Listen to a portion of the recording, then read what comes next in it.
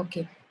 So thank you for joining today. The topic for, I would say, exploration today is um, finding our true individuality and also discussing, is there anything like true individuality? Because often we see that, in ourselves, we see that there are conflicting personalities. At times I'm kind, at times I'm not kind. At times I am very generous, at times I am very mean. So as if there are conflicting multiple personalities in the being. Now, living as these multiple personalities, we all know, we all are old enough, or young enough to have tasted how is it to be a multiple personality. And most of the time we see that it's very confusing. We are not really sure what our true being desires. Because a part of me may want to run towards something higher, something of beauty, and the other part may still want to revel or enjoy the little lower pleasures of life. So we see that there is a conflict. Now, how long do we want to be in this conflict? We all crave for a bit of harmony.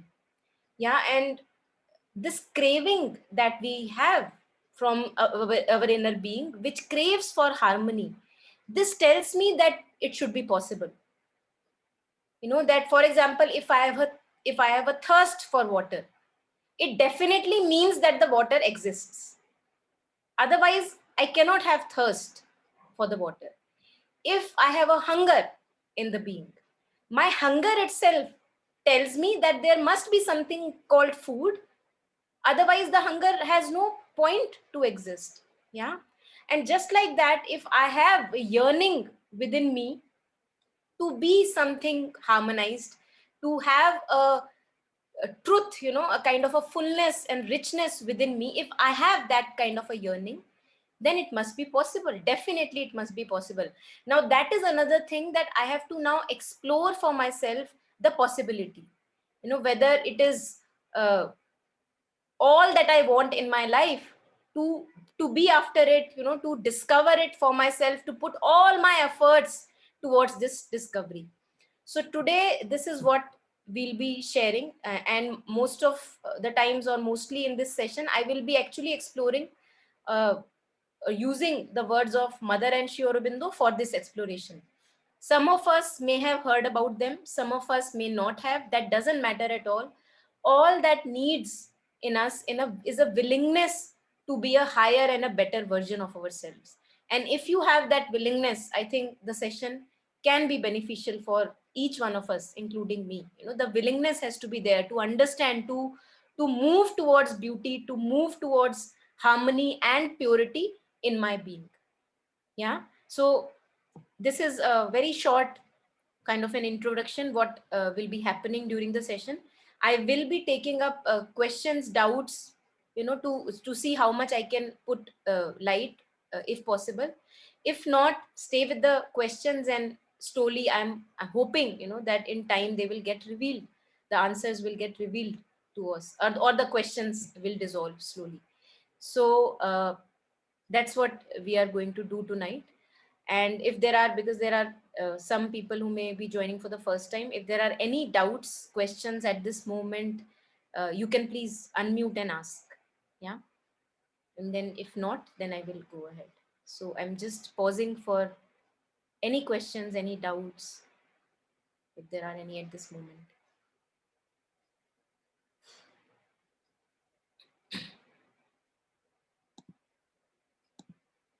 All right, so it means I think I'm good to start. I can start. And please, in the meantime, in the middle of the session, at any point of time you feel there is a doubt, confusion which you want to share, either type it in the chat window or just unmute and share, and we can discuss and go deeper into that question. Yeah. So Mother says that, again, I'll be using a lot of, quoting a lot of words, and that's how we will be exploring.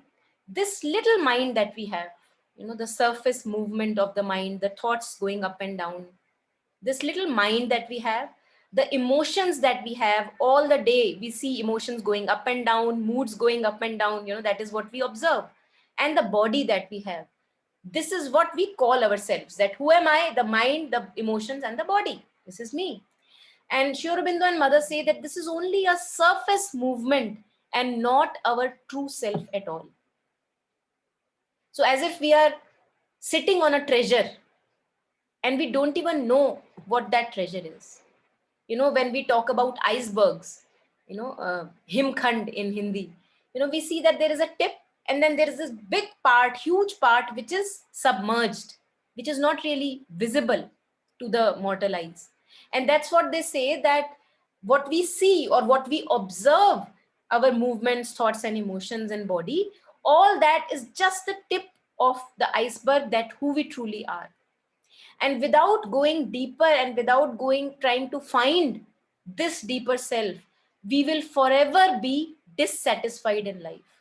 And that is why I'm sure everyone would agree here that no matter how many qualifications you may have, no matter how good a job you may have, how good a family you may have, if you have not touched that deeper self, it is impossible to have contentment and satisfaction in life and a continued joy and progress.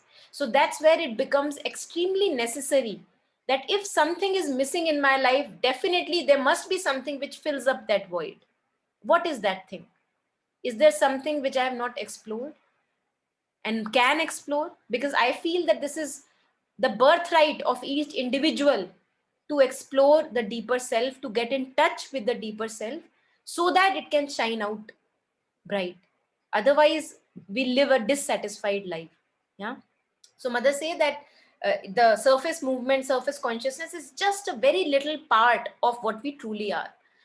This play of external personality that we are is accepted, it is allowed in play until the mind gets disgusted. You have enough been in the play of the ego and all the surface ups and downs, my mood, your emotion, my emotion, you did that to me, I did that to you. These are all happenings on the surface. So Mother says that until the mind gets disgusted, that okay, enough of these games, until the mind gets disgusted and starts looking about for real truth, that's there is something more that I am missing. Let me find out that. So this disgust is very important. Kabir ji, one of the couplets, he says, दौड़त दौड़त दौड़िया जहां लगी मन की दौड़, दौड़ थके मन स्थिर भया तो वस्तु ठौर की ठौर. So he says that I ran in all the directions that I could run. My mind ran. I tried to find what I was seeking everywhere. But when I could not find it anywhere, then the mind became at rest. This is the disgust that we talk of, that I am tired of my futile attempts. How long will I keep on running? And then he says the mind comes to rest after the attempts. So attempts are very important. Our failures, our successes, little joys and griefs of life, they have a role in this life. Until I am tired of all the running and seeking for contentment and happiness and progress, then I come to myself and I say, okay, where is it? दौड़त दौड़त दौड़िया जहां लगी मन की दौड़, दौड़ थके मन स्थिर भया. दौड़ के थकने के बाद जब मन स्थिर भया तो वस्तु ठौर की ठौर. So that which you were looking for was right here with you 24/7. Now this is what our search is. This is what our exploration today is all about. Yeah. So until the mind gets disgusted and starts looking for real truth, and the vital, what is the vital in the terminology of Mother and Sri Aurobindo? Vital is this passion, the life energy, the emotional energy that we put in, for example, romantic affairs.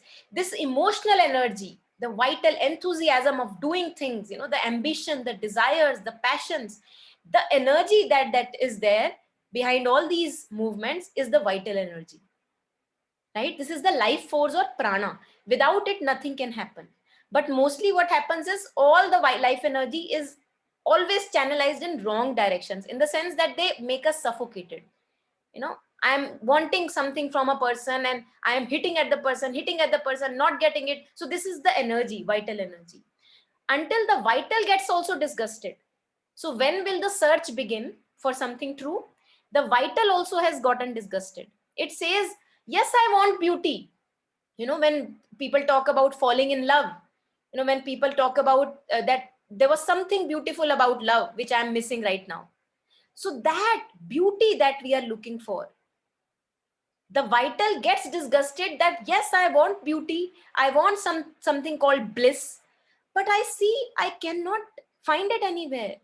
In my relationships, even if I find it for a moment, I lose it immediately. So I cannot be dependent on the relationship for having the bliss. I cannot be dependent on a drug or a substance for having the bliss. So the vital also gets tired, mind gets tired, the vital gets tired, and the body also gets tired of running, because the body also wants liberation. It is tired of being diseased all the time. Some or the other disease is going on. Yeah. So this tiredness from our futile attempts, not completely futile, because they have given us something. They have told us ki wahan nahi milega. You will not get it all those places where you are looking. So it's very good then the mind turns inwards. That okay, if I'm not to find it in the external world, where would I find it? So the mind turns inward, the vital turns inward, the physical being also turns inward. Yeah. So this is how one begins the search for the real self. And then Sri Aurobindo says, then it is possible for the little ignorant bit of personality that we are in day-to-day life to get back to the real self, and with it to the greater things in life, to something greater in life. We all want to move towards beauty, purity, and something big in life. Don't we? All of us want it in our little spheres, maybe. It's not that I want to prove something out to the world, but I want to make my life beautiful. So where is this urge coming from? And if the urge is there, then it means the possibility of manifesting it is also there. So that is where we are going towards. Yeah. So mother says the real self who we truly are is not anywhere on the surface, but deep within and also beyond. Yes, it is deep within us, and it's also something beyond which encompasses all. For example, if we talk about space, so my little house also has space, but the whole universe also has space. So this is how we can connect dots with the divinity or the truer self. What is the truer self? It is also within me, just like space is there within this little house that I live. And then I also see that the space is forever outside also. It just encompasses everything. And that is what a little hint can be given towards the true self, the real self. Only a little of the inner being, the true being that we are, only a little of the inner being escapes through into outer life. So ऐसा नहीं है कि उसकी झलक नहीं पड़ती हमें. It's not that we do not get a taste of it. How do we get a taste of it? In our deep communion with ourselves, through works wherever we are engaged in beautiful works of art, music, poetry, wanting more knowledge, wanting truth in life, wanting to be away from the little trivialities of life and move towards something beautiful. All this is coming from that inner light. All this wanting, all this seeking, and also the manifestation into beautiful works of art, music, poetry, writing, your blogs, whatever you write, all that manifestation is coming, is a shine of that inner being that we are. Now the only problem is that we only get a taste of it in this life. What our willingness is, can I go more closer to it so that that itself takes the charge of my life? Is that possible? And we think that it should be possible. Why? Because if there is dissatisfaction in the being, and I'm not yet truly pure, I see myself in impurities, I see myself in lower emotional states where I don't really want to be, they're full of disgust, and then I want to move ahead, move beyond them. Yeah. So this willingness tells me that there is something more in me which has a taste for purity, which has a taste for beauty. Yeah. So this is how it shines out in little works of life. Now, gradually, slowly, And we will also talk about the steps. Mother has delineated 11 steps to our true being. That is what I am going to come at before, after the little introduction. And gradually, as we awake to the inner being, to our true being, we see that I'm not now little personalities. There is a oneness in me. There is a unity in me now. Yeah. Instead of being unwillingly puppeted by these surface moods, swings, the thoughts that we are, instead of being puppeted by them, now I see that I can also master them. Yes, I see the ripple of anger rising, and I see that I don't do anything about it. And slowly it dissipates. And I see that it's good that I did not act through anger. I see the ripple of jealousy arising, and I do not do anything about it. I'm not swayed by it. So this is how slowly the mastery in the being can come. Slowly, very gradual process. But if one truly wants it in one's life, I think it is totally possible that we move towards further purity in emotions, purity in thoughts. Even if we look at our inner dialogue, you will see that most of the times the inner dialogue is very filthy. It's very negative, full of filth, dirt about other people, about judgments about my own self, and that does not leave me anywhere. So if not this, what new can be possible? And mother has shared on power of thought and imagination, which we covered in the previous recordings, the sessions that we had, that how you can actually change your inner dialogue. The moment you have a negative thought, immediately you chant like a mantra. For example, I'm just giving an example. Mother knows the best, mother will guide me through this. Mother knows the best, mother will, or the divine knows the best, anything that suits you. Yeah. So you immediately, instead of getting trapped in the drain of negative thoughts, you have a mastery over the thoughts now. You master your inner dialogue. So this is a little step where we can use it in day-to-day life. Again, coming back to emotions, you see the ripples of anger, ripple of hate and jealousy and ill will coming in the being. You do not burn your body down getting puppeted around by those movements.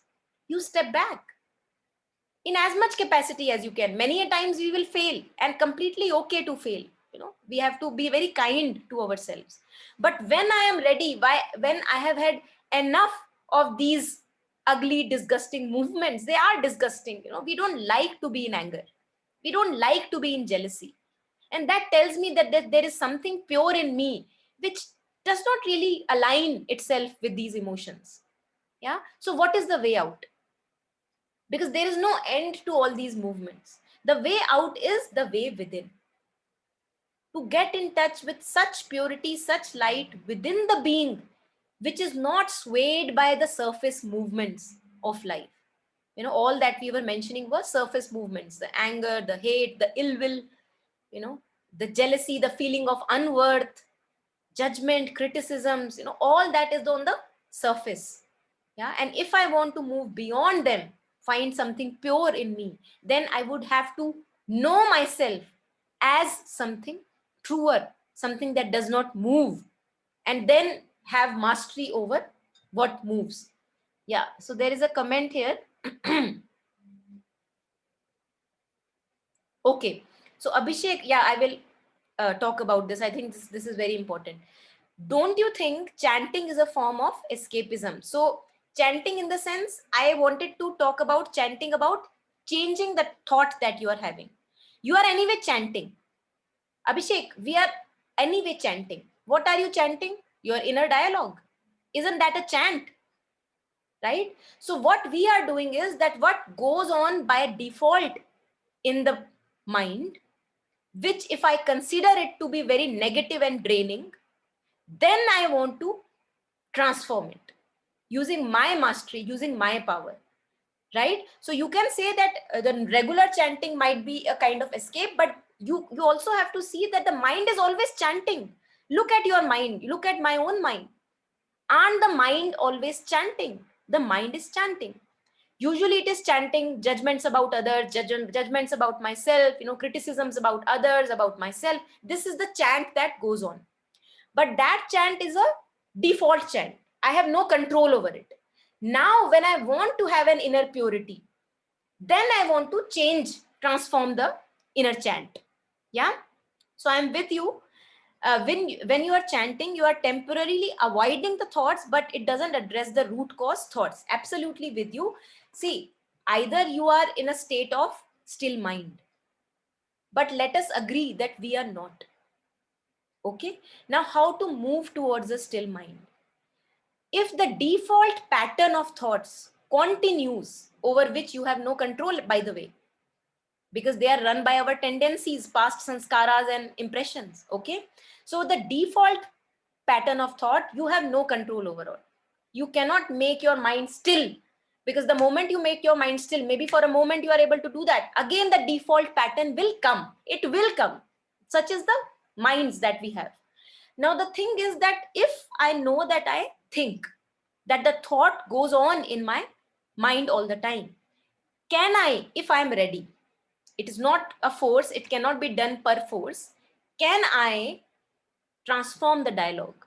Knowing that the dialogue goes on, I know that the dialogue goes on, but I don't like the dialogue really much. So let me transform into such a dialogue which is comforting in nature, right? So this is a little step, intermediary step. This is not the absolute that we are talking about. Intermediary step is that if I enter into worry owing to the fact of default thoughts, what I do is I immediately transform into something beautiful which puts my mind to rest. ठीक है, अब imagine करो that I have issues in my head going on regarding a relationship or a work or a finance issue that I'm going through. Now, what I do is I know that I have been there enough. I have again and again landed up into this misery of thinking again and again about that worry, and my thinking does not help. ठीक है, ये हो रहा है मेरे साथ. If I am ready, readiness के बिना कुछ नहीं होगा. If I am ready, if I am disgusted by my thoughts, now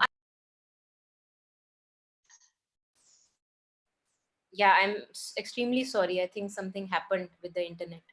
So I was talking that if I am ready and I see the inner dialogue continuing again and again, now what I can do is immediately I transform the thought. What do I say? The higher intelligence knows the best and it will guide me towards something beautiful. Now, when I say this, although this is also a chant, you are absolutely right. Immediately the mind comes to rest.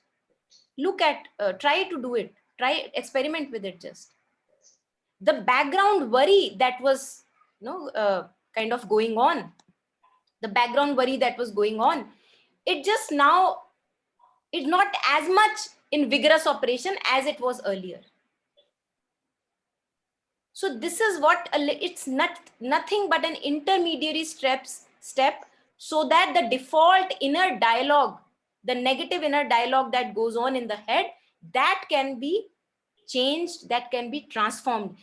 Know that it cannot ever be completely stopped. At least the talking about our ordinary consciousness, जो अभी हमारी state है, उसमें हमें ये जानना बस जरूरी है कि हम हैं कहाँ पे, हम हैं कहाँ पे, हमारी औकात क्या है. तो अपनी औकात के बारे में अगर हम बात करें तो मैं देखती हूँ कि there are things going on in my head, worries, anxieties, panics of all kinds. Now what do I do with this? Because there is no end to it.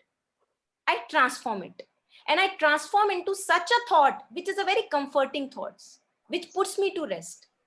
So I say the divine knows the best, the higher intelligence knows the best, and that will guide me the way. The inner light will guide me better, what path to take ahead. So you wait for the guidance. So that is where I was hinting at. It's just a little bit of a step, not absolute silence of the mind. But if we are thinking and if a default pattern is going on, how to transform it? And it is for us to experiment with it. It is for us to find how much beneficial it is for each one of us. I cannot convince you, you cannot convince me unless I try it for myself. So that is very important. Experimenting is very important. Yeah. And we cannot say that the chanting is not going on. Coming back to your chanting, don't you think chanting is a form of escapism? Absolutely. But the chanting is going on. Thoughts, that is also chanting. Yeah. So I'll just leave it here, for kind of reflection. Yeah. Thanks. So let's go further, and please keep sharing. It's beautiful to address things in between, because then it keeps us oriented. Yeah.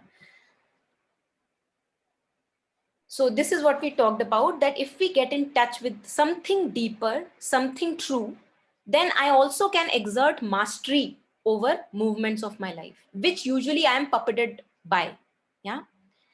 So mother says that you take the outer waking consciousness, जो मैं अपने आप को समझती हूँ, मेरे विचार, मेरे images, my labels, my identities, what I think about myself, what I think about others, all that, you take this waking consciousness to be the real person. This is the very error by which the ignorance lasts. So first, the very first step in getting rid of this ignorance, getting out of this ignorance, is to accept the fact that this outer consciousness, the what appears to be, whatever I can observe, this outer consciousness is not one's soul. And when we say soul, those of us who do not believe in soul do not believe in soul. Doesn't matter. Soul हमारे believe या believe करने से exist नहीं करती. It exists without even us being aware of it. या so what we can also use the other word is something true, something which is very essential to us. It is our essence. So for those of us who do not understand the word soul, they can call that it is our absolute truth or our absolute essence, the soul. Okay. So the very step to get out of the ignorance of waking state is to accept that there is something called inner being or the essence or the soul. And what we see as the persona or the personality of the person, that is nothing but a mask. Even the Latin word persona means mask, from where the personality is coming. So it is again, look at the mystery of this etymology of words, that even when they were, talking about English and the language was coming out, if you look at the root of the word, you would see that it is coming from a very true place. Persona is a mask. So as if the inner being or the essence that I am truly is wearing a mask. What is the mask? The mask of the outer personality. It means the outer personality is not all. There is something more to me rather than or just the outer personality. And that is what we are going to hit at. So again, coming to what Mother and Sri Aurobindo describe as the outer being and the inner being. There is an outer being and the inner being, the outer personality and the inner truth of the being. The ordinary man is aware only of his surface self, my moods, my movements, my emotions, my thoughts, swings, all these, quite unaware of all that is concealed by the surface. So as we were talking about that iceberg, the iceberg has as if no consciousness of what lies beneath the surface. That is who we are truly. What we know of ourselves is a very small part. It's not the all of it. And the larger part of us is below the surface. It is behind the veil, behind the mask. It is very complex and cannot be truly described in one word. Upanishads, Sri Aurobindo says that the Upanishads also call it the sleep self. Although it is awake, it can never sleep, but they call it sleep self because it is not aggressively in manifestation. It just like how the ego pounds and wants to make it, more and more that I am here, I am here. It does not want to tell you that I am here. It does its work from the behind the wheel. पर्दे के पीछे से काम हो रहा है. ऐसा नहीं है कि काम नहीं हो रहा. Whenever we write something beautiful, whenever we are indulged in something, arts, music, something of beauty, all that guidance and inspiration is coming from that inner self, which appears to be in sleep. It's called as sleep self. And I would also connect it with, when we talk about Vishnu ji lying on, in the Shir Sagar, on his, the snake that is there. So he's half awake, half asleep. That is how our true self is, half awake, half asleep. So it does not really want to exert itself. It is very content being itself, but there is also manifestation taking place, and which we are not truly aware of. Yeah. So now just coming towards the end of the introductory part, and then we will see the steps towards the inner essence. So Sri Aurobindo says that there is no yoga possible. Forget about integral yoga. And when we talk about yoga, it means union. Union with the highest of my possibility. Union with the highest of my essence. That is what we call as yoga. Also, if we can stop looping thoughts of worry by saying that mother or universe, yes, absolutely. You know, Shekhar, you would see that it happens. I have experimented personally. I still keep on experimenting. And I have seen that this practice, which I picked up from Sri Aurobindo and mother itself, this practice of changing the inner dialogue, when you see that there is a default pattern going on in the head, which you cannot stop, about a person, about relationship, about work, any anxiety, about disease, you immediately you transform the thing to highest possible. You know, in English we call it affirmation, and they work. Look, just if I say that higher intelligence knows the best and it will show me the way, see that you will not be in the same loop of thoughts again, because you are very vigilant now. The moment that negative thought comes, you immediately take care of it, saying higher intelligence knows the best, it will take care, it will guide me, and you are not stressed anymore by the thoughts. Absolutely, it works, you know. And but it is only for us to experiment with it, for those of us who are ready. Yeah. So Sri Aurobindo says that real union, real yoga with our highest possibilities is not possible if we do not go back from the outer self, the outer personality that we are, and become aware of this, all this inner being and inner nature, which is my true nature. Yeah.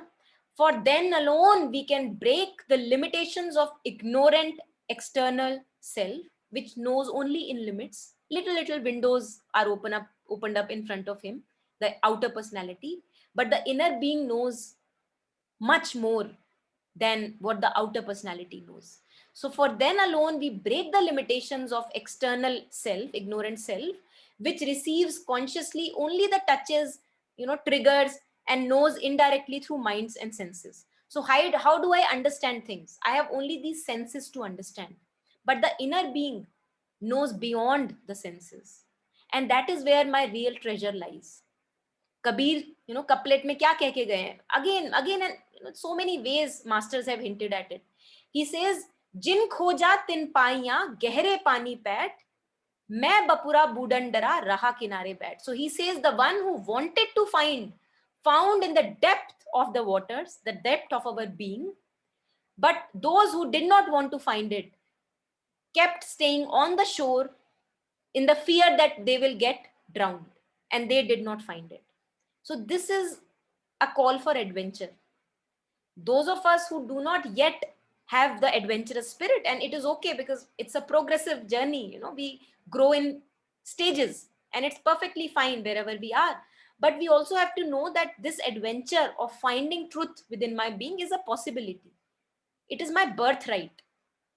No matter at whatever stage of life I am, doesn't matter, in whatever capacity, if I have a willingness, if I have a readiness, I will be shown the way. Yeah. Okay, so now I will go to the path described by the mother, how to reach the inner being. So before that, I would like to take questions if there are any, you know, at this point. Yeah, just take a pause and see if there is anything.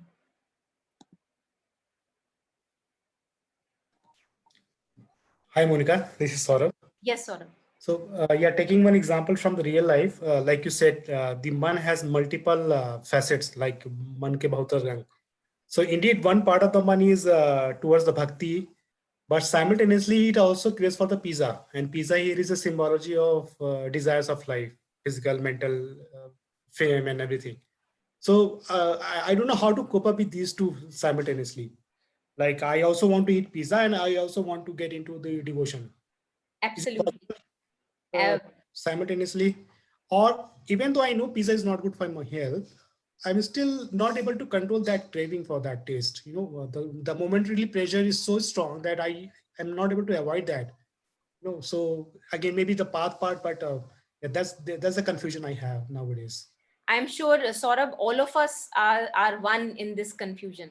There is no one here who would say that this conflict we don't feel. We all feel a conflict. A part of me wants truth and higher things. And a Right. part of me also wants the rasa of the pizza and all that. And the Right. thing is that we don't have to become an ascetic. I was sharing with earlier also with another person here, that we don't have to actually leave the little joys of life. The only thing is that there would be no then dependency on pizza. So pizza comes, I eat it. Okay. Pizza does not come, I am okay. The problem comes when I become so much dependent on the pizza. This is my problem. There is where we get addicted to things. That if the pizza is not there, I am not able to eat anything. And I feel highly discontented. Because if pizza is not there, I go only by my taste and I would not have anything. Yeah. So that is where we suffer owing to our addictions. Now, Right. the path that we are going to discuss or touch upon, you will see that it's not, first of all, an easy path. Very clear. Nothing in life which is beautiful comes easy. If you want to pay for a nice shirt, you have to pay the price. Yeah. So you would see, as I would delineate and talk about the path that mother has given us towards the inner being, we will have to slowly leave the little pulls of the lower consciousness. But the thing is that nobody is asking, there is no force, there is free will. That is why free will exists. Huh? Now, if Saurabh says, hey, I am not ready for this path, okay, Saurabh, go ahead with the life that you are living. One day when you feel tired of this life, come back again. There is enough time in eternity. Eternity does not have one lifetime now. Eternity has umpteen number of lifetimes. But as a human birth, I have one lifetime. So you choose. And that is why the very first thing that I started with, again quoting Sri Aurobindo, that if the mind has not gotten disgusted with these little things, then there is no chance that you can turn towards this thing.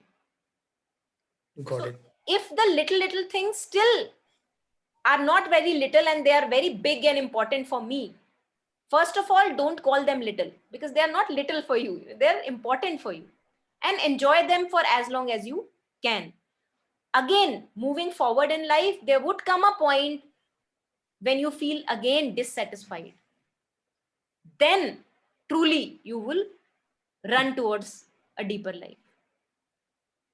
Got it. Yeah. One connected question, I'm not taking much time. Like when we say like if something is bothering us, and to say like creating affirmation to say mother will take care of, universe will take care of that.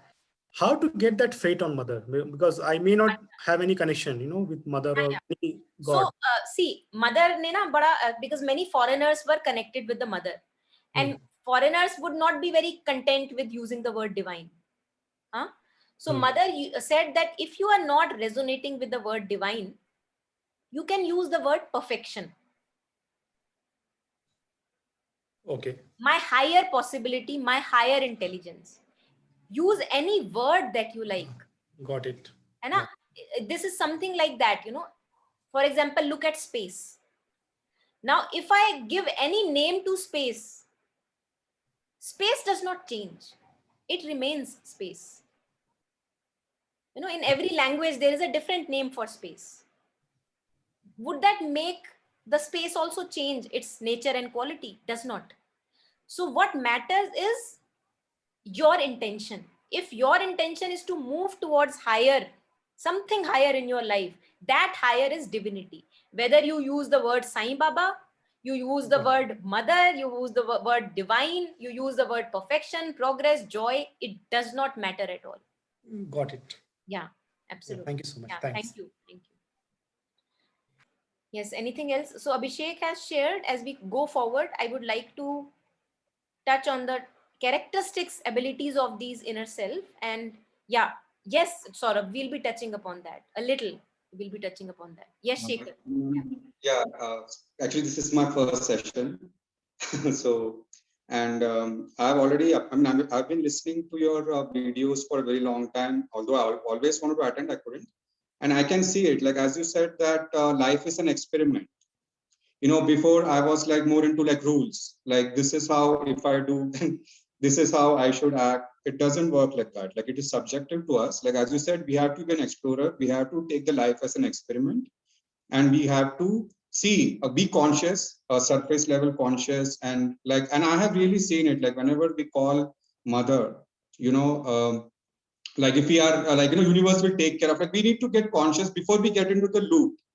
Like how he says, Kabir is one of Kabir's dohas, in which he talks about, I don't remember the doha right now, but you always say that you're always conscious that when we can get into some sort of a looping thoughts again and again, which disturbs us, and this disturbance doesn't really help us. Like, we can see it, right? Like when you say, when we are angry, then I think that's the essence of it. I don't think it's really hard.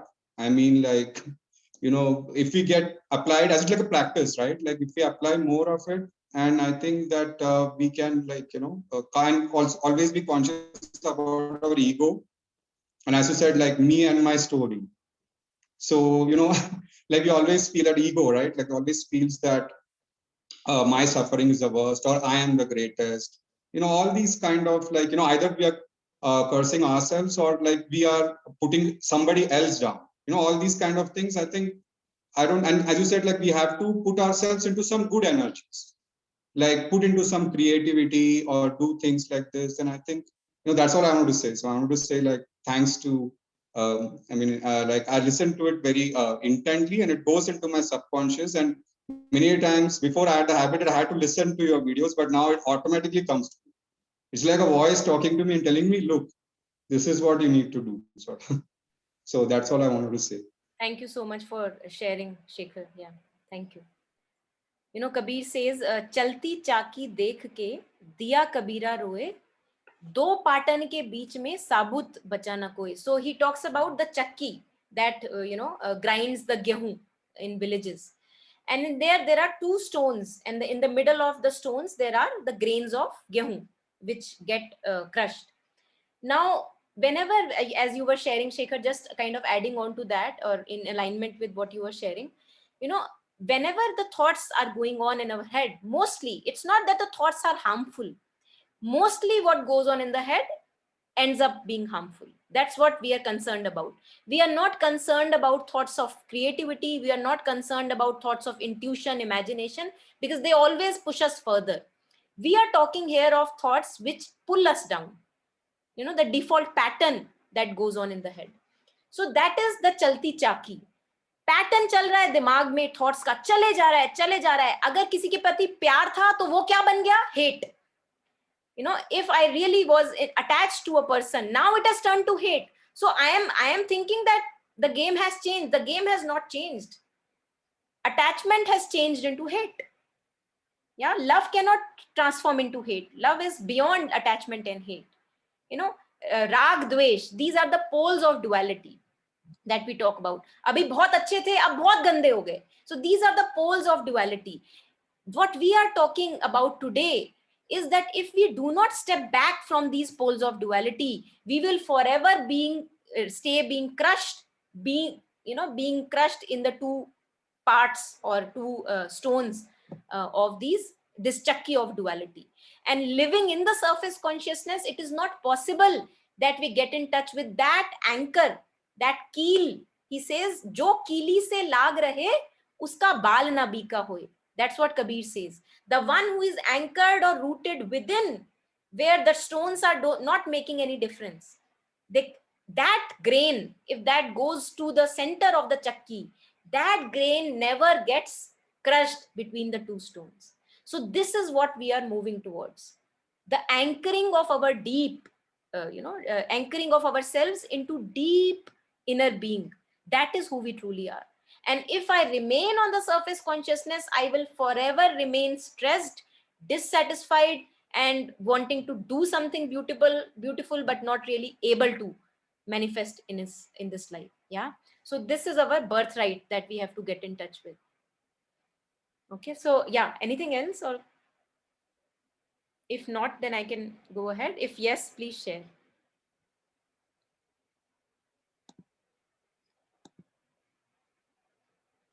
Okay.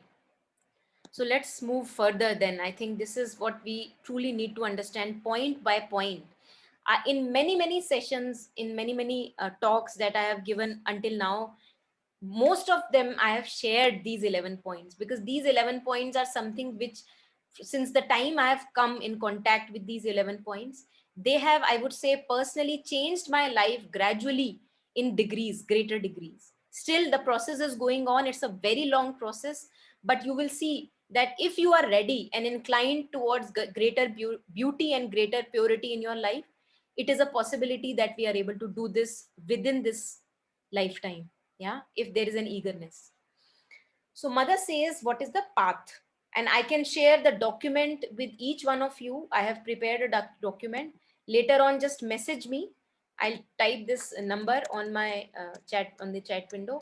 Those of us who are not aware of my number, later on, whoever wants the document, I can just send you this PDF for you to study and reflect upon later. Yeah. So mother says, you must find in the depths of your being that which carries in it a sense of universality. There is something in me which is universal. Huh? That which carries in it a sense of universality, limitless expansion, unbroken continuity. We have to find it in ourselves. Then you decentralize. And when we find it in ourselves, and it's not very hard to find it, it's nothing but our awareness. See, anything that we are aware of right now as I'm talking, you are aware of my voice, you are aware of maybe the fan, maybe the stimulus, other stimuli around you, you are aware of your thoughts, you are aware of your body, you are aware right now of the external space. You know, the moment I say Jupiter, you are aware of Jupiter. You know, Jupiter is in your consciousness. You cannot say that I'm not aware of it. The moment I say sun, you are aware of the sun. So this awareness that we have, this seeing capacity that we have, looking capacity, that which knows, this is what is the universal aspect.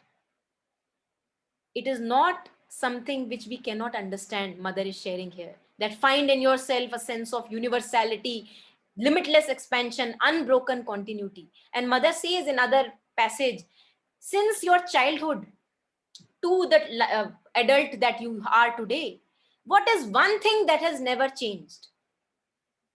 Find out that one thing. Mother says that one thing is your knowing of your life happenings. I have been aware as a child what happened to me, of my body, my emotions. I have been aware of the ups and downs in my life. I have been aware of different phases of my life. Even when I was sleeping, there was something in me which was aware of the sleep. This awareness in us is the unbroken continuity in our life. This is what we have to root ourselves in. Who am I? I am the awareness of thoughts. Who am I? I am the awareness of emotions. Who am I? I am the awareness of body. Who am I? I am the awareness of the other person. Right? When we anchor ourselves in this awareness, then whatever action is taken is a better action, is a rightful action than the action taken when I am in anger, rage, overwhelmed by emotions and taking an action. So again, not want to influence you, but I want you to experiment with you, with all this that we are sharing, because all of us want contentment and happiness in our life. It is our birthright. And we have to know slowly that contentment and happiness is our true nature. I don't need to depend on any external person or situation for this contentment and happiness. That's my essence. And if I do not get rooted in this awareness within the being, it is impossible that I am content, happy, and fine with myself. Yeah. So Anu, when I say awareness, I just mean awareness.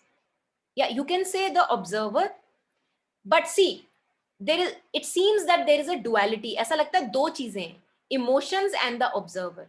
ऐसा लगता है, लेकिन ऐसा है नहीं. देखो ना कैसा नहीं है. क्या इमोशंस, आपके इमोशंस, मैं आपकी बात कर रही हूं, क्या आपके इमोशंस तब भी exist करेंगे when you are not aware of it. How do you know about emotions? You know about emotions because you are aware of the emotions. So emotions are like one with awareness. Jesse, the example that a beautiful teacher gives, Rupert Spira, example that he gives is, imagine that you're watching a movie, okay? And on the screen, which is a blank screen, you see the grains that are there on which, through which the movie is manifested. You know, you see the movie. Now you can see that the pictures on the screen, one can say the pictures on the screen are separate from the screen. But is it so? Is it so? Because if not for the screen, the pictures cannot be there, right? But the screen usually takes a back seat because it is very shy. The screen does not want to make it very aggressive that I am here, I am here. So all that we see is actually the pictures, but where are the pictures on? The pictures are on the screen. So this is where we can connect what is awareness. Imagine that those pictures that you are seeing on the screen are your emotions, are your thoughts. Now, is there anything to your emotions and thoughts or feelings? Say anything. If not for the screen of awareness.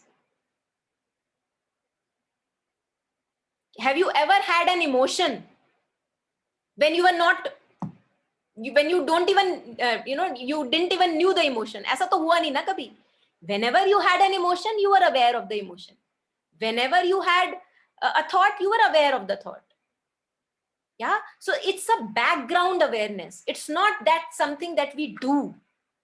You know, usually whenever we talk about be aware, be mindful, we think of it as an activity of the mind. Yeah, but this is not what we are talking of right now. We are talking that anything that happens in life happens on the screen of awareness. That screen, yes, the screen is not dependent on the ups and downs of life. The ups and downs may keep on changing. The screen does not change. Now, this is an example that I'm using from a beautiful teacher who has helped me personally a lot, whose talks have helped me a lot, Rupert Spira. You know, he gives the example of this screen and images, which is a beautiful example.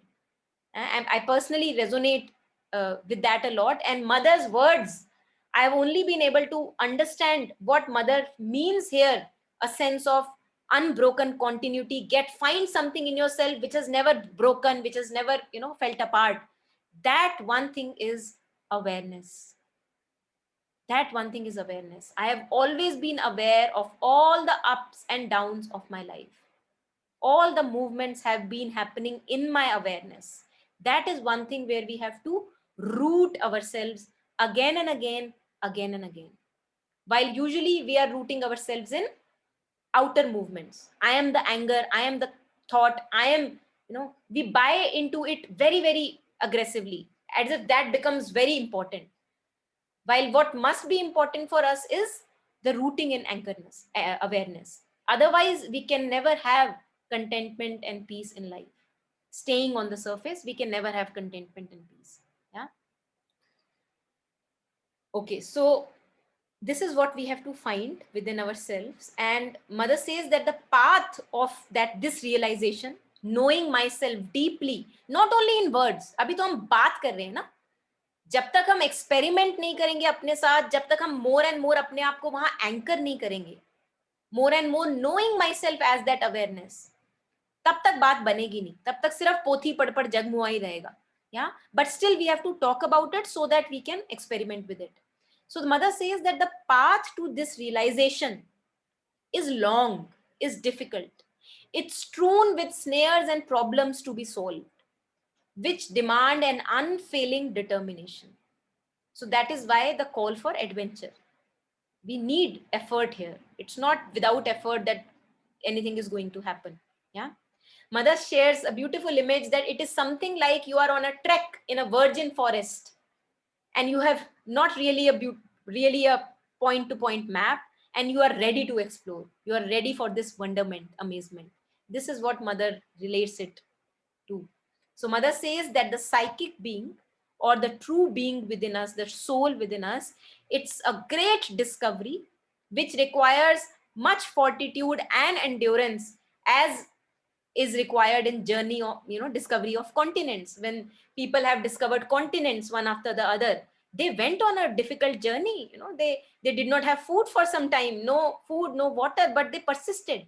So it's that kind of a journey. It's not an easy journey, but one thing for sure, it's a beautiful journey. It's an adventurous journey, and it's something which we all deserve to experience. Yeah. So this, I'm coming on to the points now shared by the mother. Yeah. Number one is, the first point is that the mind is incapable of judging spiritual things. All that we know of the world, and everything is spiritual. Actually, no thing is not spiritual. Everything has a spirit. So mother says that the mind is incapable of judging spiritual things. All those who have written on this subject have said so. सबने यही कहा है that mind is a very limited perception capability. Be aware of the mind. But very few are those who have put it into practice. तभी भी हम अपने mind पे बहुत भरोसा कर लेते हैं, कि जो माइंड कह रहा है वो बिल्कुल सच है, जो मुझे दूसरे बंदे के बारे में पता लग रहा है वो बिल्कुल सच है, कोई स्पेस नहीं रखते. तो यहाँ पे मदर कह रही है कि in order to proceed on the path, it's absolutely indispensable to abstain from all mental opinion and reaction. Now it's very hard, because you see that mental opinion and reaction is actually something which goes on in default mode. You're not not even wanting to, but the mental reaction is already there. That is what we call as sanskaras or vrittis or tendencies, thinking patterns that we have from childhood or maybe from past lifetimes. Yeah. So you don't even know why you think like that, but you think like that. Yeah. This is what is going on in default. This is the chant that Abhishek was referring to. The chant that goes on in my head, all the opinions I have about world, about people, all the reactions I have to things, external things, people, situations. This is what I have to abstain from. Now, how to abstain from it? क्योंकि ये तो अपने आप हो रहा है, इस पे तो मेरा कोई control नहीं है. How to abstain? The thing is that I must be able to see that, yes, it is going on, but that's not completely true. So as if I have to step back from myself. I'm seeing myself as my other.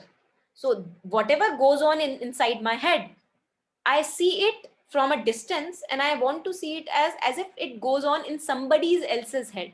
So I have a very objective point of view about it. I'm not buying into all of that what my mind thinks. I'm not saying that the mind is not thinking. The default reaction, the default patterns will be staying here for a long time. But you have stopped believing in it. You take it with a pinch of salt. Because you tell yourself that, yes, this may be true, but there are so many things which I'm not aware of. There are so many forces of nature in work. तो मुझे उसके लिए भी तो थोड़ी space छोड़नी है ना, right? So yes, I know that there is something goes on in the head, but I do not give it the foremost importance. I say, okay, this goes on in the head, but there is something more which will be revealed to me. I don't know it all. जब हम ऐसा करते हैं तो हम खुलते हैं. There is an expansion that we find in the being. Then I'm ready to receive from the higher intelligence. This is beautiful. When we say that, yes, I know a little, but it's not all I know, and hence I can be wrong. Yeah. So I'm ready to learn. And this is a quality of, I would say, good scientists or geniuses, that they have always known further and further. Why? Because they have agreed that whatever I have known so far was very little, was very, very little. So let me be very open and understand things and see that the mind is very limited. It cannot know all. It's just a little window that is there. Yeah. So I'm not saying that the reactions will not be there in the being.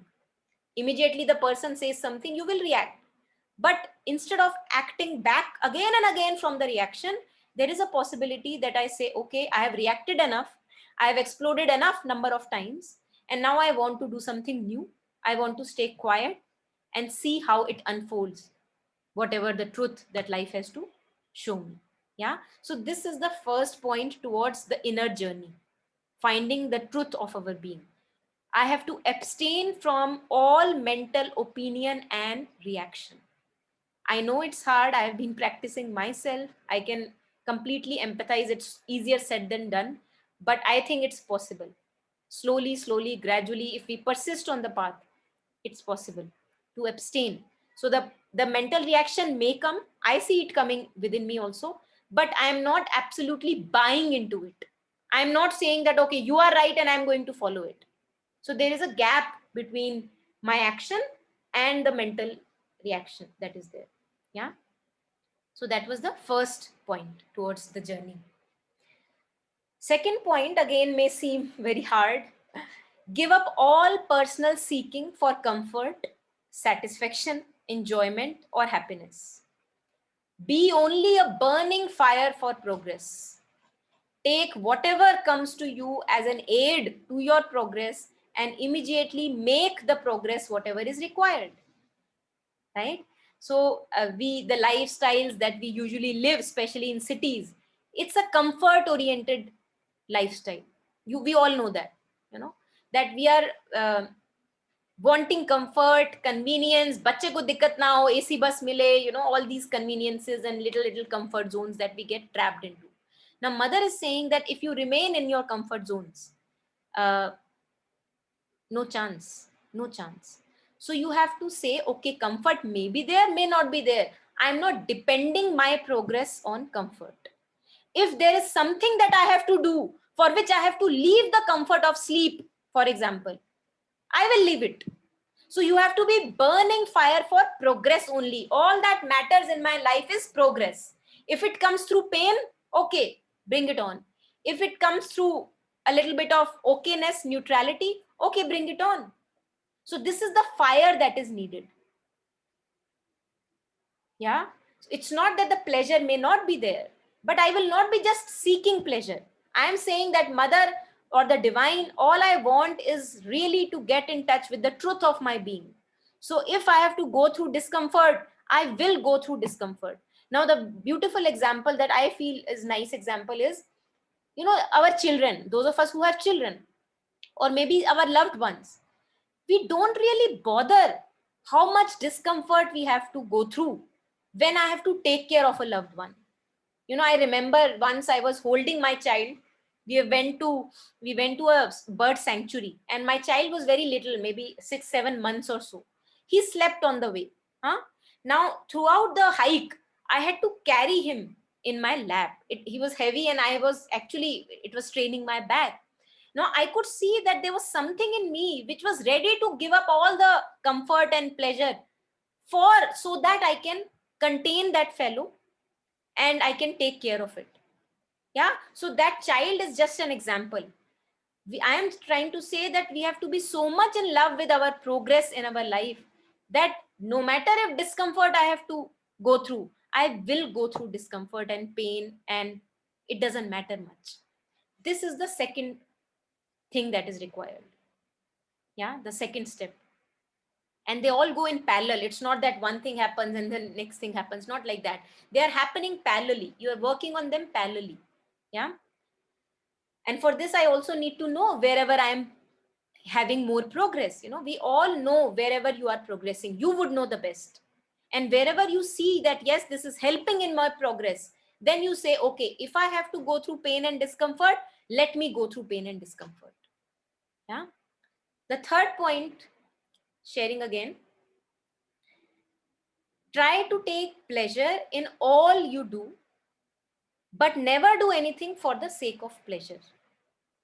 Yeah. So try to take pleasure in all you do. झाड़ू लगा रहे हैं, बढ़िया. पढ़ा रहे हैं बच्चे को, बढ़िया. स्टडी कर रहे हैं, एंटरटेनमेंट कर रहे हैं, जो भी कर रहे हैं, बढ़िया. हाँ. Try to take pleasure in all you do, but second line says it all. Never do anything for the sake of pleasure. Now, when we entertain ourselves, we are actually doing it for the sake of pleasure. Again, as I said in the beginning, the steps are not easy. But if I want to now find truth in my life, then I would be not having any problem with following the steps. So it's not that I am not being in day-to-day ordinary life, I am there, but the likes and dislikes and preferences that, okay, I want to see a movie today, and without that I'm going to be in a bad mood. If the walk does not happen, I'm going to be in a bad mood. That dependency on external situation has gone away. So it actually gives us a very liberated feeling that I'm not dependent on any external thing for my inner satisfaction and contentment. Anything that comes my way, whether it's a walk with a friend or no walk with a friend, whether it's a self-study or something else, being alone by myself, I take it as a means to my progress. Yeah. So try to take pleasure in all you do. If you are by yourself, if you are just being alone in your company, I am happy in my company. I am being my bestest friend. I am there by my side. So try to take pleasure in all you do, but never do anything for the sake of pleasure. Now, why would mother say that? Because whenever I am doing anything for the sake of pleasure, I am addicted. I am addicted that I will be happy only when this thing happens. This makes me further and further go away from the inner truth, which has absolute strength and inner contentment. And that is why addictions of relationships, addictions of drugs, substances, they make us weaker and weaker. Yeah. And if I want to really connect with the deeper strength, then I see that when I give up a desire, that yes, there is a desire, but I want to now experiment with something new. So I hold myself. I know it's very hard, but I hold myself and I say, okay, let me see what it does to me. Like an experiment again. Yeah. So again, for us to try. Now, the fourth point is never get excited, nervous, or agitated. Remain perfectly calm in the face of all circumstances, and yet be always alert to discover what progress you still have to make and lose no time in making it. Now, again, I'll repeat slowly, and I would say, mother is saying, never get excited. All of us get excited. Yeah. Never get nervous or agitated. All of us get agitated and nervous at times. It does not mean that this path is not for me. It means that definitely this path is for me, because now I am agitated, I am excited, and I see that I don't really like being agitated, excited, and nervous all the time. It is not my something which is very beautiful in my being, right? And I want to move beyond it. So what do I do? And whenever we are actually getting excited, nervous, or agitated, we will see that there is an inner dialogue going on in my head. ऐसा हो नहीं सकता कि बिना inner dialogue के nervous और excitement हो रही है. This is where we come to the power of control of thought again, by affirming something else, by transforming the thought. Immediately the thoughts of nervousness come. Immediately the thought of excitement, agitation come. I say, I don't know the best. The higher intelligence knows the best, and I will be guided. I will be guided. Yeah.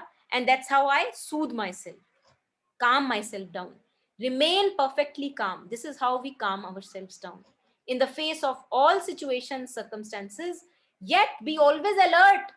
What is the progress that is needed to be made?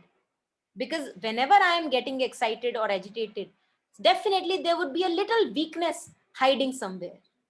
Something where I want to make myself more perfect. Just like an artist. If one of you is an artist or you are involved in works of art, you would know what happens.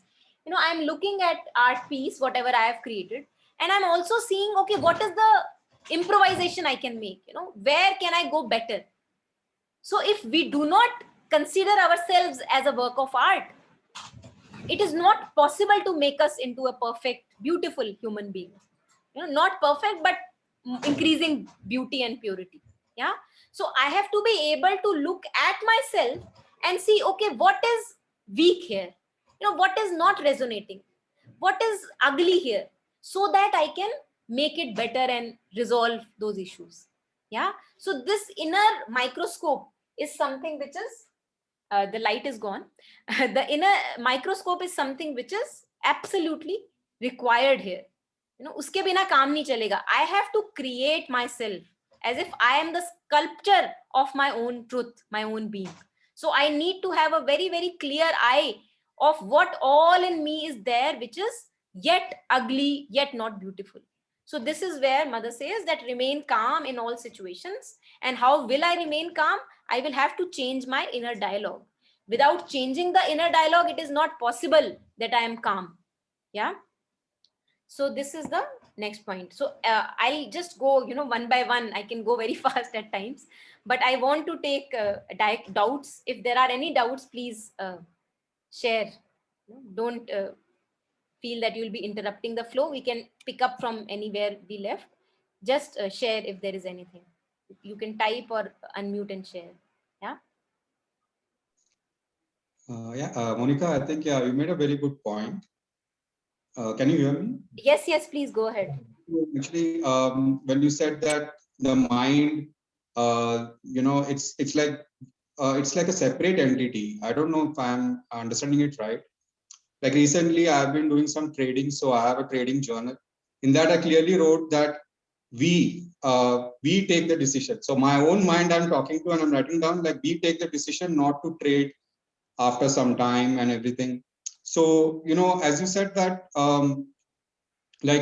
we need to be more conscious, like mind can take over us, and like as you said that if we can bring the awareness, so that helps, so that we are in much control of our thoughts and our actions and everything. So I realized that writing down helps, like journaling in one of the videos where you spoke about it, and mind mapping. These can be tools which can practical tools, like which can, because writing down, because something is inside the head, and if you actually write it down and try to find a root cause of the problem or something like that, like journaling. So these kind of things helps to kind of like be aware of what actually is going on. And then when we see it on the paper, then it stops. Like after some time, when we do our regular work or something like that, we can see that the constant looping kind of thought stops. So I don't have a query, but it was just like a suggestion. Yes. Like, yeah, totally with you. Yes, absolutely. It helps, and whatever helps has to be used as a tool on the path. Absolutely with you. Yeah. Yeah. Anything else at this moment? Okay, so I'm going ahead. Never take physical happenings at their face value. Now, physical happenings are whatever happenings in our life. Yeah, whatever happens in my life. Sometimes a relationship happens, sometimes it breaks down, sometimes I get a disease, sometimes I'm okay. All these happenings of life. Sometimes somebody insults me, somebody says something to me, and I feel insulted. All these are physical happenings. Everything that happens in life can be called a physical happening. So mother is sharing, never take physical happenings at their face value. There is something beyond. Yeah. They're always a clumsy attempt to express something else. The true thing which escapes our superficial understanding. Yeah. So a person may have said something to me. That is the face value. I get agitated, I get irritated. Now, if I leave a little space, that there may be something more which I am missing. You don't even have to actually think about it. In a day or two, if you just stay with it, that there was something that I was missing, the thing gets revealed to you by your inner self, that this was what you were missing. Now, this happened without the interference of thought. What you allowed is, you just allowed a little bit of space for the new thing to happen. You said, I know something is there. I don't yet know what exactly was the root cause of this, what happened, but let me see. Maybe I will get to know in future. Yeah. And slowly things are revealed to us. You don't even have to think about it. It's not a result of active process of thinking. Yes, Anu. Yeah, sure. So this is the next point. The next point is, never complain of the behavior of anyone. Again, very hard to do. We do it all the time, many times, if not all the time. Never complain of the behavior of anyone unless you have the power to change in his nature what makes him act in this way. So usually if we are dealing with adults, we see that we don't have the power to change that person. Yeah, we don't have that much of capacity. So in those moments, mother says, do not complain. And if you have the power to change the nature, for example, if there is a kid that I am dealing with, my own kid, I have the power. I can talk to the kid. And in relationships also, if we have the power to communicate at a ground level, not saying that, I know the better and you know less, not from there, because then nobody is going to listen, first of all. And secondly, that we are not here and there, we are all together. If we have the power to make something change into that person behavior, we talk about it, we discuss about it, we exert a peaceful presence in which the person changes. And if you do not have the power, do not complain. Now, if I do this particular step, it will save you from so much of drainage of energy that goes on in our head. Again, those loop of thoughts going on and on, why that person did that, he should not have done that, and all that drama that goes on in the head, we will be saved from all that drama. Because I am saying I am not going to complain, and there is an understanding behind that. It's not that you want to complain, you're bubbling to complain and you're not complaining, not like that. You understand that there are things which are beyond your understanding. What happened for something more than you understand. So you give it space. You say that there is something more I need to understand. I do not really know. So I cannot truly complain that that person was this and that and he should not have done that. Because maybe I need to change. I have been this weak for a long time. I need to change, for example. So you are able to, these points cannot be done per force. You will not be able to follow these points per force. We will only be able to do these points or practice these points in our understanding that these are beneficial for me. And for that, I have to experiment with myself. Yeah. So this was that. Then the next point we come at, whatever you do, whatever task or anything that I am related doing in my day-to-day 24 hours, whatever you do, never forget the goal that you have set before you. What is the goal? To find my inner truth. That is my goal. To find who I truly am. To get deeply in touch with my inner being, my true being. That is your goal you have set. So mother is saying that you should not forget, for example, sports person, especially athletes who are very, into their kind of whatever they are doing. All the time, whenever they are eating, they have to be very considerate if I should eat that or not. Whenever they are doing something in life, if they enter into too much of drugs, they know that it can be spilling, spoiling their athleticism or whatever they are doing. So that thing has to be on the top of my mind, emotions, and being everywhere. Only one goal. The goal is I have to find and unite with my inner truth. Never forget that, mother says. And then mother says that there is nothing great or small. Whatever task, little task I have been granted with in this day-to-day life, all of them are steps towards this discovery. I cannot say, nay, I have to find my soul, I cannot do that. Not like that. Any step that I do, any task that I do beautifully is a stepping stone towards my inner growth. All things are equally important and can either hasten or delay its success. So if I indulge in things which are anti my truth, then they will be delaying my progression towards truth.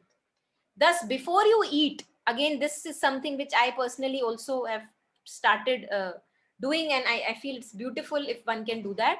Before you eat, concentrate a few seconds in the aspiration that the food you are about to eat may bring your body the substance it needs to serve as a solid basis for your effort towards this great discovery. So mother, or the divine, I want to unite or find my inner truth, and may this food give me the strength to go towards that inner truth. Oh, takes only 2 seconds, not much. And this is what we have to remember whenever we sit to eat, wherever we are. Before you sleep, concentrate a few seconds in aspiration that the sleep may restore your fatigued nerves, bring calm and quietness to your brain, so that on waking, you may with renewed vigor begin again on your journey towards the great discovery. So while sleep also, it's not a very unconscious sleep that you just got tired and slept. Not like that. Again, in sleeping also, you are giving that intention. May I unite with my inner truth through this sleep. May this sleep bring me more quiet and energy that I need towards the great discovery. Each path of my life now will become a tirth yatra, a pilgrimage towards the inner divine, towards the inner truth. ऐसे होता है काम. Agar if you have to put beauty into yourself, if you have to make yourself beautiful, lot of effort goes in. People who are beautiful artists and musicians, have you seen how many hours they train themselves? How much of effort goes into it? So that is what, if we want to make our life beautiful, our life full of strength, beauty, and harmony, effort has to be put. Yeah.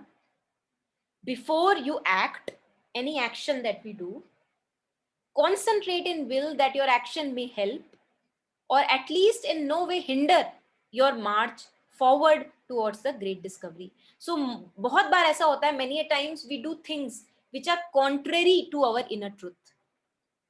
We do something which is more and more disturbing, but still we do it, still we do it, still we do it. So here I have to say that I will be consciously, slowly, with greater degrees, greater capacity, I will involve myself in those works which take me closer to my inner being, to my inner truth. At times it may be hard to say no to what you have done before, but then slowly we gain the capacity to say no.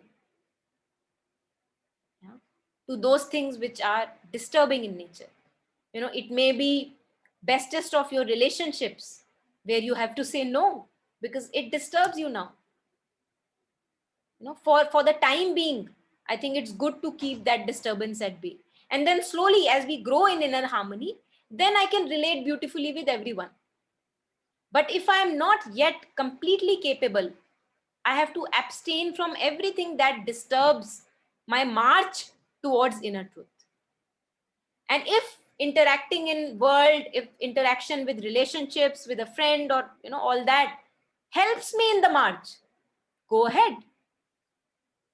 Yeah. So mother is saying, before you act, whatever interaction you are making, maybe you're going for a walk with a friend, maybe you are interacting with a friend, maybe you are working in the workplace, at home, anywhere, just this little intention: before you act, concentrate that your action may help or at least in no way hinder your march towards the great discovery. And the great discovery is the discovery of my inner truth, my inner essence. Just 3 more steps left for those of us who may be in a hurry. When you speak, before the words come out of your mouth, concentrate just long enough to check your words. Very hard to do because we are coming from a lower consciousness. We are coming from the ego consciousness. And ego is a helper, but ego later becomes a bar. Ego gives us a transitional personality. But slowly, as we grow forward in life, ego slowly has to dissolve so that the true personality can come forward. Yeah. So when you speak, before the words come out of your mouth, concentrate just long enough to check your words and allow only those that are absolutely necessary to pass. Only those that are not harmful to your progress and the path of great discovery. Again, I'm sharing with my own experience, easier said than done. But if I am ready, if I am willing to get rid of ugliness in my life, it is not an impossible thing to be done. You keep on taking a step back. You keep on taking a step back because you have lost the affinity for disharmony. You have lost the affinity for hate, anger, jealousy. You are losing the affinity slowly. You are gaining the affinity towards a purified life.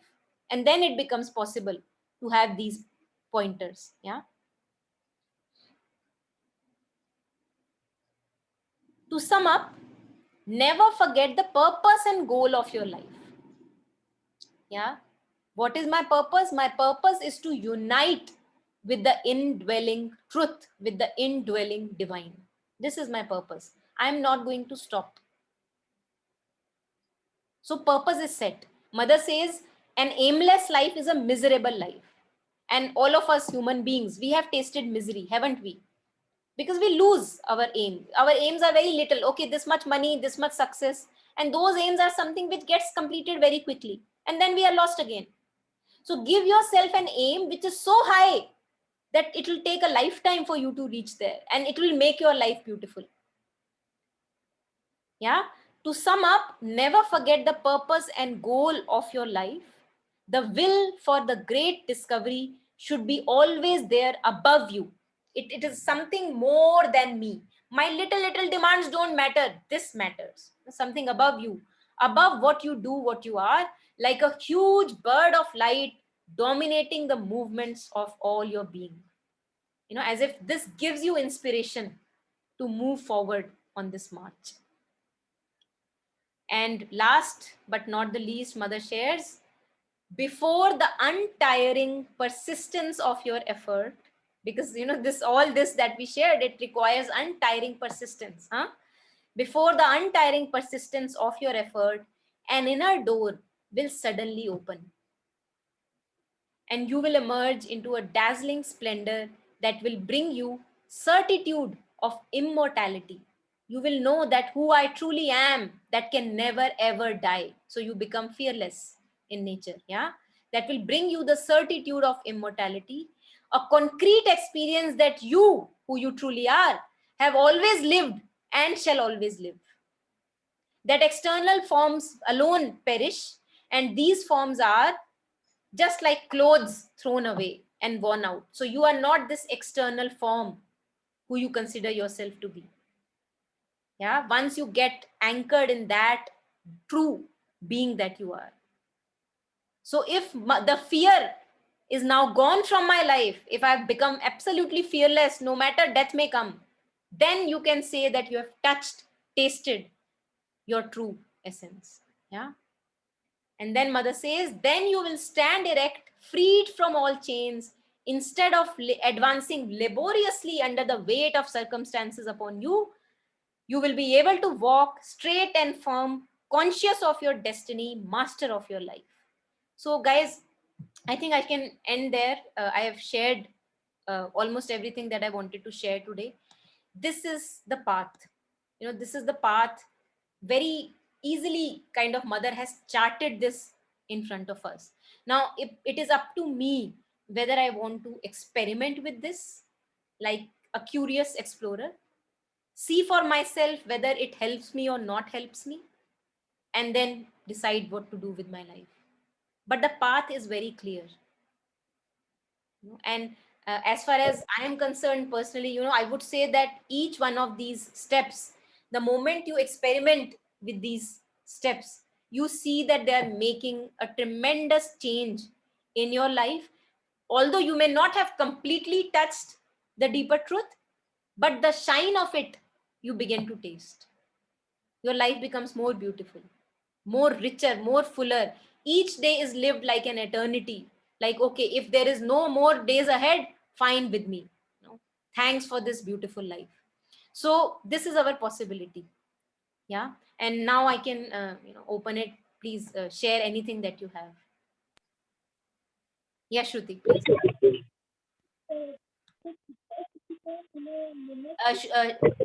Your voice is not clear.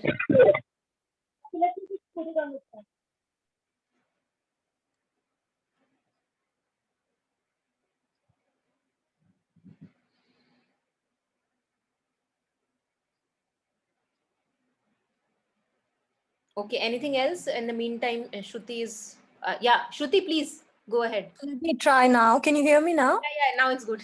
Go ahead. Oh, great. So just a little request, if you can recap the points. Shruti, actually, I would be sharing the document with all of you. Would that do?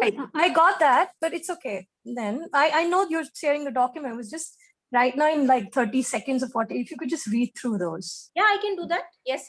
Towards the end, I can do that. Yeah, thanks. Great. Yeah. So any further question, doubt, or anything? Is this like the 10 commandments or something like what Mother has put up? Like we have to. Shekhar, I would not say these are commandments, because mother is not forcing us to do them, but mother is charting us the, it's like somebody has adventured and he has mapped a certain things. And now when we are going into that adventure, that somebody wants to give us that map as a gift. So it's almost like that, not like commandments. Some of them can be related to Kabir, like Pash, Pusangi, that 5 senses that we are going after, or Bura na Dekha, like, don't, when you're looking at the bad of others, first look at, it can be related somewhat, right? Like to Absolutely. what Kabir. Absolutely. Totally. Glad that you connected Kabir with that also. Yes, absolutely.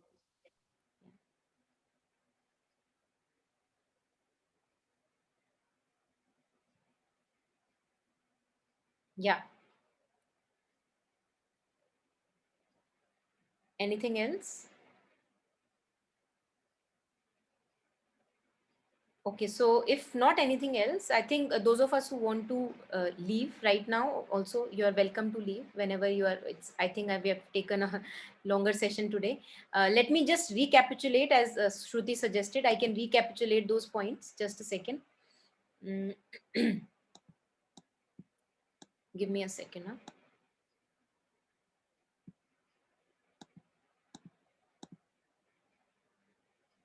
Yeah. So let me go from down to up. Okay. Let me go from down to up now. Never forget the purpose and goal of your life. The will for great discovery should be always there above you, above what you do, above what you are, like a huge bird of light dominating all the movements of your being. When you speak, before the words come out of your mouth, concentrate just enough to check your words and allow only those that are absolutely necessary to pass, only those that are not in any way harmful to your progress or the path of great discovery. Before you act, concentrate in the will that your action may help or at least in no way hinder your march towards the great discovery. Before you go to sleep, concentrate a few seconds in aspiration that the sleep may restore your nerves, bring calm, quietness to the brain, so that on waking with renewed vigor, you begin again the journey towards the path of great discovery. Whatever you do, never forget the goal which you have set before you. There is nothing great or small once you have set out on this great discovery. All things are equally important and can either hasten or delay success.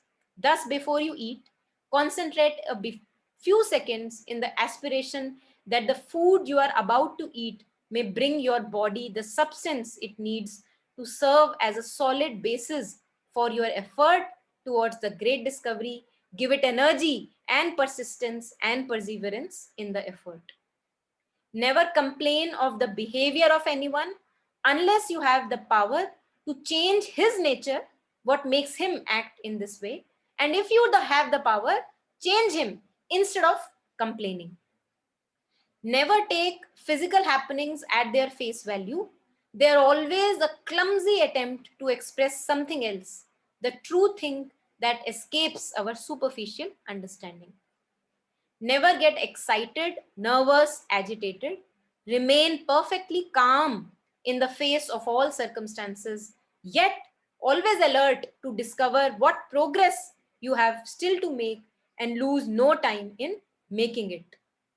Try to take pleasure in all that you do, but never do anything for the sake of pleasure. Give up all personal seeking for comfort, satisfaction, enjoyment, happiness. Be only a burning fire for progress. Take whatever comes to you as an aid to your progress and immediately make whatever progress is required. Now, here, one thing that I want to add is that progress gives us joy. Whenever I am able to conquer my anger, whenever I am able to stay put and not really say out words which are harsh, this progress gives me joy. So although mother is saying that do not crave for happiness, whenever I am walking on the path of progress, little things inside me, I feel this joy inside of me. Yeah. And the first point that we started with is that the first and perhaps most important point is that the mind is incapable of judging spiritual things.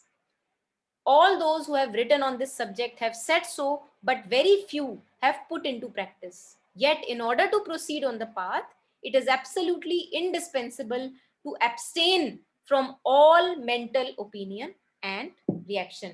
And that's what we discussed starting on, that the mental opinion and reaction is almost like a ball set rolling. You know, these are our patterns of thinking, patterns of tendencies of thinking. So if they are a ball set rolling, they have been running since centuries. So you cannot accept ki ekdam se change aa jaye. So you see the mental opinion, you see the mental reaction, but you do not act according to the dictates of those going on. And slowly, they lose the grip over our being. Yeah. So I think that's it. That was the first point. Yeah. Beautiful points. I think whenever I go through them, I've many times gone over them. They give me so much of inspiration to on this path. I'm query about one point where it says that if you have the power, then you can change somebody, but that only applies if somebody is lower to you. Like, for example, if somebody is a child, like as you gave an example, but if somebody is an adult or some boss of yours. So Shekhar, not lower, but the other person should be receptive. Oh, it's like that. Yeah, children are receptive. Yeah, you're right. If you have a friend who is receptive, then you can talk to the friend. But if the ego is so strong that I know the best and I'm not ready to listen, then if without receptivity, nothing can happen. Correct. Yeah. So children, the example that I took of children was because children are very receptive, especially to their parents. Yeah. Yes. Thank you, Shweta. Thank you for joining. Thank you, everyone. And I had a absolutely delightful time sharing these points with you. And the recording will be updated on YouTube. Those of us who are here for the first time and they want to leave their number so that they are updated about the sessions, they can do so. And otherwise, have a good night or good day wherever you are joining from. And thank you for this opportunity and thank you for listening and questioning. Yeah, thank you. Thanks, Abhishek. Thank you, everyone. Thank you, Jashoda. Thank you for joining.